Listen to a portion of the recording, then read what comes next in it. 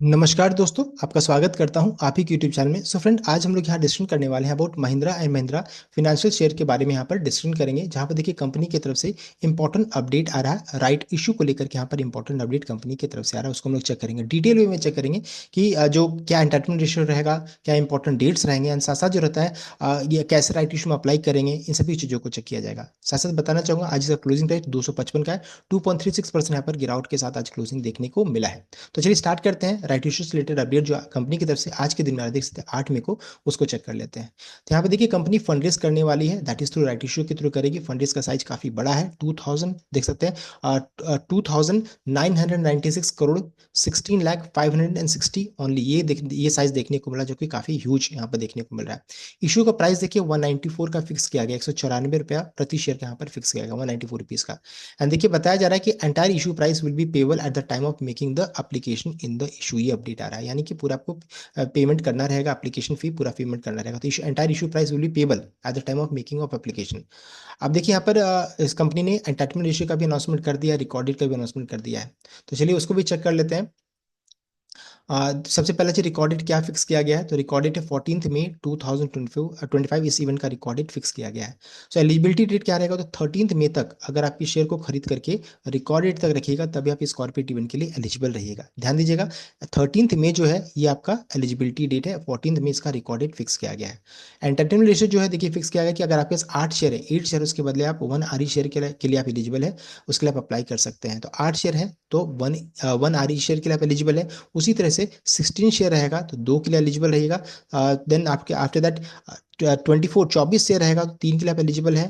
32 share रहेगा तो देख सकते हैं। तो 8 का जो टेबल है ना, उसको ध्यान रखिएगा, 8 के मल्टीपल में यहाँ पर शेयर को रखने का कोशिश कीजिए, तभी आपको इस कॉर्पोरेट इवेंट का फुल बेनिफिट आपको मिलेगा। अब आगे बढ़ते हैं। यहाँ पे देखिए इशू ओपन होगा 22 मई को ओपन हो जाएगा, देख सकते हैं। एंड इशू क्लोज कब होगा, तो 6 जून 2025 को ये क्लोज हो जाएगा। तो ये देखिए विंडो है जिसमें आप इसमें अप्लाई करने का ये बताया जा रहा है। तो 22 मई ओपन होगा, 6 जून क्लोज हो जाएगा। And closure of RE trading, तो 3 जून को ही क्लोजर हो जाएगा RE trading. Then last date for of market elimination of RE right entitlement 5 June यहाँ पर देखिए देखने को मिल रहा है। सो ये देखिए इंपॉर्टेंट डेट से आप इसका स्नैप ले सकते हैं अगर आप इसकी शेयर होल्डर तब। एंड रिमेनिंग चीज़ों को आप यहाँ पर चेक कर सकते हैं। अब हम लोग आगे बढ़ते हैं, चेक कर लेते हैं राइट इशू होता क्या है, राइट इशू में अप्लाई कैसे करेंगे, इन सभी चीज़ों को चलिए डिटेल में चेक कर लेते हैं। तो चलिए स्टार्ट करते हैं।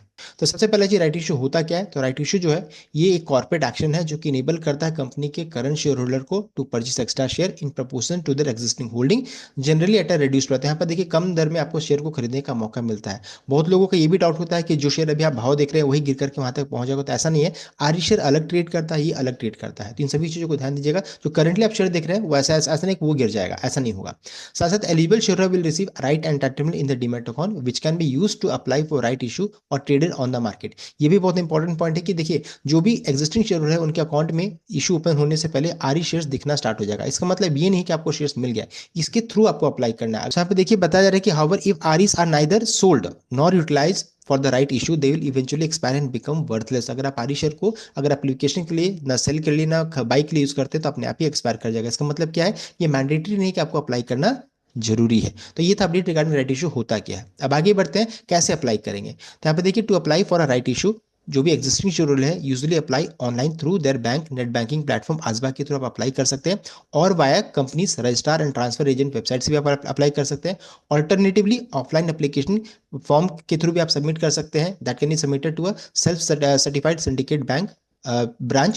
Non-shareholder can purchase right entitlement share from the open market and then apply through prescribed format. तो जो एग्जिस्टिंग शेयर होल्डर नहीं रहेंगे वो भी अप्लाई कर सकते हैं। कैसे, तो non share holder can purchase, वो परचेस करेंगे आरई शेयर्स फ्रॉम ओपन मार्केट से आप परचेस करके इसको आप अप्लाई कर सकते हैं। तो ये देखिए यहाँ पर बताया जा रहा है। अब इसके चलिए स्टेप बाय स्टेप हम लोग चेक करेंगे। तो सबसे पहला चीज ऑनलाइन एप्लीकेशन कैसे होगा, तो लॉग इन करना है टू योर ट्रेडिंग अकाउंट और bank net banking platform, access your chosen platform, तो जो भी प्लेटफॉर्म है उसको आप एक्सेस कीजिए, चूज कीजिए। Then locate the right issue option, वहां पर आपको राइट इशू ऑप्शन दिखेगा, उसको लोकेट कीजिए। लुक फॉर कॉर्पोरेट एक्शन और आईपीओ सेक्शन में जाकर के आप ढूंढ सकते हैं डिपेंडिंग ऑन द प्लेटफॉर्म।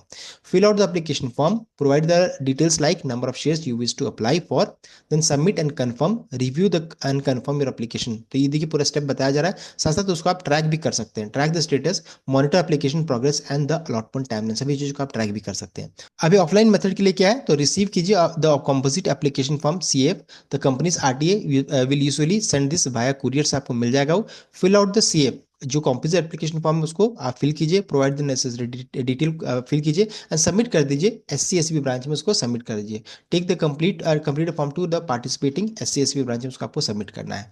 अब आगे बढ़ते हैं इंपॉर्टेंट पॉइंट्स की ओर। जा रहा है जिसमें आसबा क्या है, तो this method allow you to apply for right issue using your net banking platform just like you would for an IP। जैसे आप IPO के अप्लाई करते हैं वैसे यहाँ पर अप्लाई करना रहता है।